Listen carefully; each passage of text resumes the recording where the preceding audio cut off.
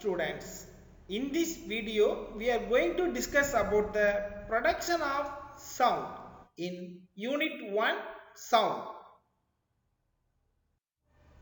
Dear students, do you know what is sound? Sound is a form of energy that is transferred as vibrations through the air or any other medium in the form of waves. So ஒலிங்கிறது ஒரு வகையான ஆற்றல் தான். Light heat மாதிரி சவுண்டுங்கிறது one of the energy. இது எப்படி transfer ஆகுதுன்னு பார்த்தீங்கன்னா வைப்ரேஷன்ஸ் அதிர்வுகளாக டிரான்ஸ்ஃபர் ஆகுது. ஸோ அந்த அதிர்வுகள் டிரான்ஸ்ஃபர் ஆகுதுக்கு ஒரு ஊடகம், அதாவது ஏர் காற்று அல்லது வேற ஏதாவது ஒரு மீடியம், அது லிக்விடா இருக்கலாம் சாலிடா இருக்கலாம், ஒரு மீடியம் வழியா அது டிரான்ஸ்ஃபர் ஆகுது. அது எப்படி டிரான்ஸ்ஃபர் ஆகுதுன்னா இந்த ஃபார்ம் ஆஃப் வேவ்ஸ் அலைகளாக டிரான்ஸ்ஃபர் ஆகுது. So sound is a form of energy that is transferred as vibrations through the air or any other medium in the form of waves. Production of sound. Sound is produced when an object is set to vibrate. ஒரு பொருளை அதிர்வுக்கு உட்படுத்தும் போது sound produce ஆகுது. வைப்ரேஷன்னா என்ன? Definition of vibration பாருங்க. Vibration means a kind of rapid to and fro motion of an object. So vibration அதிர்வுனா என்னன்னு பாத்தீங்கன்னா ஒரு பொருளோட முன்னும் பின்னுமான இயக்கத்தை தான் நம்ம என்னன்னு சொல்றோம், அதிர்வுன்னு சொல்றோம். So vibration means a kind of rapid to and fro motion of an object. We can understand the production of sound with the help of some activities. சில ஆக்டிவிட்டிஸ் மூலமா சவுண்ட் எப்படி ப்ரொடியூஸ் ஆகுதுங்கிறத நம்ம பார்க்கலாம். ஆக்டிவிட்டி 1ல என்ன கொடுத்திருக்காங்கன்னா take the tray of an empty match box and stretch a rubber band around it along its length, then pluck the stretched rubber band with your index finger. What do you observe? Do you hear any sound? அப்படின்னு கேட்டிருக்காங்க. Students, அதாவது ஒரு தீப்பெட்டியோட அட்டையை எடுத்துட்டு அதை சுத்தி என்ன பண்றோம், ரப்பர் பேண்டை நல்லா டைட்டா கட்டுறோம். இப்போ உங்களோட ஆள்காட்டி விரலை வச்சு அந்த ரப்பர் பேண்டை இழுத்து விடும்போது உங்களால ஏதாவது ஒலியை கேட்க முடியுமா அப்படின்னு அந்த ஆக்டிவிட்டி 1ல கேட்டிருக்காங்க. So on plucking the rubber band, it starts vibrating. அதாவது இந்த ரப்பர் பேண்டை இழுத்து விடும்போது அது அதிர்வுற தொடங்குகிறது, அது முன்னுமா அதிர்வுற தொடங்குகிறது. We can hear a feeble humming sound as long as the rubber band is vibrating. இந்த ரப்பர் பேண்ட் அதிர்வுறும் போது ஒரு மெல்லிய ஒரு கம்மிங் சவுண்ட், ஒரு கம்மிங் ஒலி நமக்கு கேக்குது இல்லையா, அது காது கிட்ட வச்சு பாத்தீங்கன்னா ஒரு சவுண்ட் கேக்குது. This activity confirms that sound is produced by vibrating bodies. So இந்த ஆக்டிவிட்டி மூலமா நம்ம என்ன தெரிஞ்சுக்கிறோம்னா வைப்ரேட்டிங் பாடிஸ் சவுண்ட ப்ரொடியூஸ் பண்ணும் அப்படிங்கறத நம்ம தெரிஞ்சுக்கிறோம். நெக்ஸ்ட் செகண்ட் ஆக்டிவிட்டி பாருங்க. Take a metal shallow pan, hang it at a convenient place in such a way that it does not touch anything. Now strike it with a stick. Touch the band gently with your index finger. Do you feel the vibrations? Again, strike the band with a stick and hold it tightly with your hands. Immediately after striking, do you still hear the sound? அதாவது என்ன கொடுத்திருக்காங்கன்னா ஒரு உலோக பாத்திரத்தை எடுத்துறோம், நம்ம சமையலுக்கு use பண்ணக்கூடிய cooker மாதிரி ஒரு பாத்திரத்தை எடுத்துக்கிட்டு அதை நல்லா என்ன பண்றோம், ஒரு கையில வச்சு கட்டி தொங்க விடுறோம். இப்போ என்ன பண்றோம்னா ஒரு குச்சியை எடுத்துட்டு அதை மெதுவா தட்டுறோம். தட்டும் போது ஒரு ஆள்காட்டி விரலால அந்த பாத்திரத்தை மெதுவா டச் பண்ணி பாருங்க, உங்களால அந்த அதிர்வுகளை உணர முடியுதா? அப்புறம் குச்சியால திருப்பியும் தட்டி உங்க கையிலால நல்லா இறுக்கி பிடிச்சுக்கோங்க. இப்போ நீங்க இன்னும் ஒலியை கேட்கறீங்களா அப்படின்னு கேட்டிருக்காங்க. So this activity shows that vibrating band produces sound. In this case, vibration can be felt by touching the band. But in some cases, vibrations are visible. அதாவது இந்த அதிர்வுறக்கூடிய அந்த பாத்திரம் ஒலியை உருவாக்குகிறது. இது மட்டும் இல்ல, நம்ம இந்த பாத்திரத்தை தொடும்போது நம்மளால அந்த அதிர்வுகளை உணர முடிகிறது, நம்ம கையால ஃபீல் பண்ண முடியுது. பட் இன் சம் கேசஸ், சில இடங்கள்ல பாத்தீங்கன்னா அந்த வைப்ரேஷன்ஸ் விசிபிளா நேரடியா பார்க்க கூட முடியும். ஆக்டிவிட்டி 3 பாருங்கம்மா. Take a metal dish, force some water in it, strike it at its edge with a spoon. Do you hear any sound? Again strike the dish and touch it. Can you feel the dish vibrating? Look at the surface of water. Do you see any movement on the water surface? Now hold the dish with your hands. What change do you observe on the surface of water? Students, அதாவது என்ன பண்றீங்கன்னா ஒரு plate ஒன்று எடுத்துக்கிறீங்க, அதில் கொஞ்சம் வாட்டரை போர் பண்ணிட்டு அதோட விளிம்புல என்ன பண்றீங்கன்னா ஒரு கரண்டியை வச்சு தட்டுறீங்க. உங்களால ஏதாவது சவுண்ட் கேட்க முடியுதா? இப்ப திருப்பியும் அதை தட்டி அதை தொட்டு பாருங்க, அந்த வைப்ரேஷன், அது அதிர்வுறது தட்டு அதிர்வுது இல்லையா, அந்த அதிர்வுறத உங்களால உணர முடிகிறதா? இப்போ நீங்க நீரோட மேற்பரப்பை பார்க்கும்போது அந்த நீரின் மேற்பரப்புல ஏதாவது அசைவு ஏற்படுகிறதா? ஸோ இப்போ தட்டை கையில பிடிங்க, நீரோட மேற்பரப்புல என்ன மாற்றத்தை நீங்க கவனிக்கிறீங்க அப்படிங்கிறத நோட் பண்ணுங்கன்னு சொல்லி கொடுத்துருக்காங்க. ஸோ இந்த ஆக்டிவிட்டியில் நம்ம என்ன தெரிஞ்சுக்கிறோம் அப்படின்னு பாருங்க. This activity shows that sound is produced when an object is set to vibrate. The sound produced by vibration is propagated from one location to another. When it reaches our ear, we hear the sound. அதாவது ஒலியானது ஒரு பொருளை அதிர்வுக்கு உட்படுத்தும் போது உருவாகிறது அப்படிங்கிறத அந்த activities மூலமா நம்ம தெரிஞ்சுக்கிறோம். இந்த அதிர்வரக்கூடிய ஒரு பொருள் வந்து ஒலியானது ஒரு இடத்துல இருந்து இன்னொரு இடத்துக்கு பரவுகிறது. ஸோ அப்படி ஏர்ல பரவி தான் என்ன பண்ணுது, உன் ஃப்ரெண்டு உன்னை கூப்பிடுறான்னா உன்னால அதை கேட்க முடியுது. நெக்ஸ்ட் ஆக்டிவிட்டி 4ல என்ன கொடுத்துருக்காங்கன்னா ப்ராபகேஷன் ஆஃப் சவுண்டை எக்ஸ்பிளைன் பண்றாங்க. ப்ராபகேஷன்னா ஒலி பரவுதல். Take a bell jar and a mobile phone.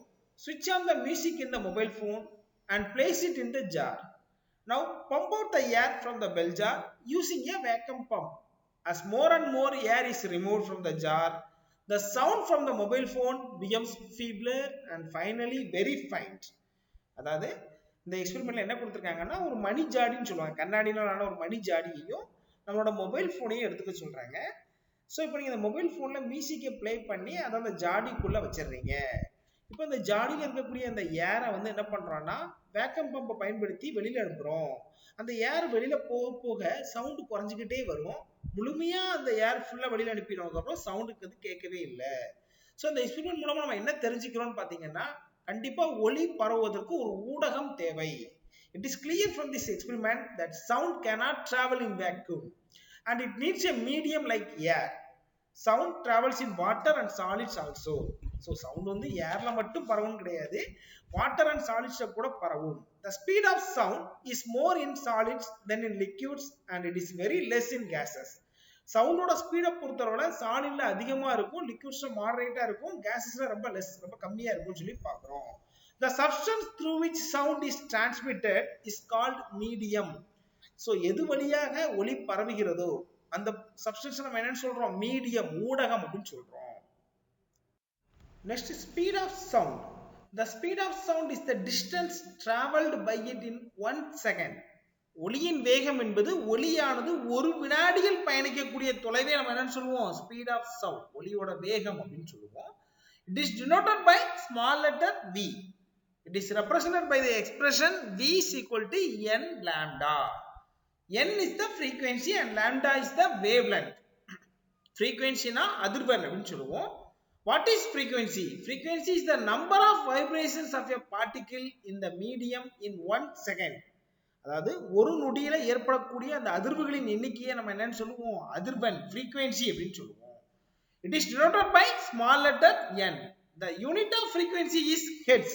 Hertz ஓட சிம்பல் வந்து பாத்தீங்கன்னா capital letter h, small letter z. Next wavelength என்னன்னு பாருங்க, அலை நீளம் அப்படின்னு சொல்லுவோம் wavelength. What is wavelength அப்படின்னா wavelength is the distance between two consecutive particles which are in the same phase of vibration. So அலைநீளம் என்பது ஒரே கட்டத்தில் அதிர்வுறக்கூடிய தொடர்ச்சியான இரண்டு துகள்களுக்கு இடையிலான தூரம் ஆகும்.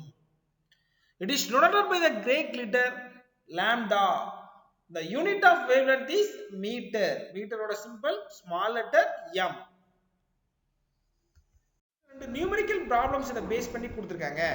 First problem பாருங்க, a sound has a frequency of 50 Hz and a wavelength of 10 meter.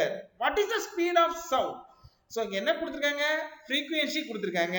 frequency small letter n ன்னு சொல்லுவோம். n ஓட வேல்யூ வந்து 50 Hz.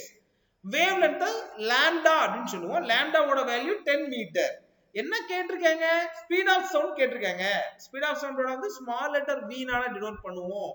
உனக்கு ஒரு ஃபார்முலா தெரியும், v is equal to n lambda. இங்க n உம் lambda உம் கொடுத்திருக்காங்க, v கேட்டிருக்காங்க. அப்ப நீங்க அப்படியே சப்ஸ்டிட்யூட் பண்ணுங்க ஃபார்முலால. அப்ப v is equal to 50 into 10. 50 into 10 என்ன 500. சோ அந்த சவுண்டோட யூனிட் வந்து பாத்தீங்கன்னா metre per second. So m s to the power -1. That is the answer. Second problem பாருங்க, a sound has a frequency of 5 Hz and a speed of 25 meter per second. What is the wavelength of the sound? ஒரு சவுண்டோட frequency கொடுத்திருக்காங்க, அதோட speed கொடுத்திருக்காங்க, wavelength கண்டுபிடிக்க சொல்லிருக்காங்க. இங்க பாத்தீங்கன்னா என்னோட வேல்யூ வந்து 5 Hz, அதே மாதிரி v ஓட வேல்யூ வந்து 25 மீட்டர் பெர் செகண்ட். அதோட வேவ் லென்த் லாம்டாவா கேட்டிருக்காங்க. நமக்கு ஃபார்முலா என்ன தெரியும்னா v n லாம்டா. இங்க லாம்டாவா கண்டுபிடிக்கிறதுனால அந்த n கீழ வந்துரும். அப்ப lambda v by n. v ஓட வேல்யூ என்ன 25, n ஓட வேல்யூ என்ன 5. அப்ப 25 divided by 5, that is 5 meter. 5 meter is the answer. Next do you know என்ன கொடுத்திருக்காங்கன்னு பாத்தீங்கன்னா தாமஸ் ஆல்வா எடிசன். உங்களுக்கு தெரியும் நிறைய கண்டுபிடிச்சிருக்காரு. பல்பை முக்கியமா கண்டுபிடிச்சிருக்காரு. நம்ம யூஸ் பண்ணக்கூடிய இந்த பல்பை கண்டுபிடிச்சது இவர்தான். சோ அவர் 1877ல இன்வென்டட் தி போனோகிராஃப். போனோகிராஃப்னு ஒரு இன்ஸ்ட்ருமென்ட் கண்டுபிடிக்கிறாரு. Is a device. அதனால என்ன பண்ண முடியும்னா that played the recorded sound. ஒரு சவுண்ட ரெக்கார்ட் பண்ணி பிளேக்கூடியதை கேட்கக்கூடிய அந்த போனோகிராஃபை முதல்ல கண்டுபிடிச்சது யாருன்னா தாமஸ் ஆல்வா எடிசன். அவர் எந்த வருஷம் கண்டுபிடிச்சாருன்னா 1877. Next is speed of sound in different media. So எல்லா மீடியத்திலயும் சவுண்ட் ஒரே மாதிரி இருக்காது. The speed of sound depends on the properties of the medium through which it travels, like temperature, pressure and humidity. In any medium, as the temperature increases, the speed of sound also increases. So speed of soundங்கிறது ஒரே மாதிரி இருக்காது. அது அந்த மீடியத்தோட டெம்பரேச்சரை பொறுத்து, பிரஷரை பொறுத்து, ஹியூமிடிட்டியை பொறுத்து மாறுது. டெம்பரேச்சர் அதிகமாச்சுன்னா சவுண்ட் அதிகமா இருக்கும், சவுண்டோட ஸ்பீட் அதிகமா இருக்கும்னு பாக்குறோம். இந்த சைடுல ஒரு டேபிள் காலம் கொடுத்திருக்காங்க இல்லையா? சோ இது ஒரு பர்టిక్యులர் டெம்பரேச்சர் 25 டிகிரி செல்சியஸ்ல speed of sound in different medium கொடுத்திருக்காங்க. இப்போ சாலிட் ஸ்டேட்ல இருக்கக்கூடிய சப்ஸ்டன்ஸ் ஃபார் எக்ஸாம்பிள் அலுமினியத்தோட ஸ்பீட் வந்து 6420, ஸ்டீல்னா 5960, அயன்னா 5950. இதே லிக்விட் ஸ்டேட்ல இருக்கக்கூடிய சப்ஸ்டன்சஸ் சீ வாட்டர்னா 1530, டிஸ்டில் வாட்டர்னா 1498. கேஸ் ஸ்டேட்ல பாருங்க ஹைட்ரஜனோட ஸ்பீட் வந்து 1284, ஆக்சிஜனோட ஸ்பீட் வந்து 316. சோ இந்த மாதிரி சில சப்ஸ்டன்ஸோட ஸ்பீடை வந்து உங்களுக்கு ஒரே பர்టిక్యులர் டெம்பரேச்சர்ல கொடுத்திருக்காங்க. வந்து மோர் டு நோல என்ன கொடுத்திருக்காங்க பாருங்க. the amount of water vapor in the air is known as humidity. So ஒரு ஏர்ல இருக்கக்கூடிய amount of water vapor நம்ம என்னன்னு சொல்லுவோம்? ஈரப்பதம், ஹியூமிடிட்டின்னு சொல்லுவோம். it is less during winter and more during summer. அதாவது இது விண்டர் சீசன்ல வந்து கம்மியா இருக்கும், சம்மர் சீசன்ல அதிகமா இருக்கும். the speed of sound increases with increase in humidity. so speed of sound வந்து humidity பொறுத்து increase ஆகுது. this is because the density of air decreases with increase in humidity. ஏன்னா density of air வந்து humidity அதிகமா இருக்கும்போது degrees ஆகுது.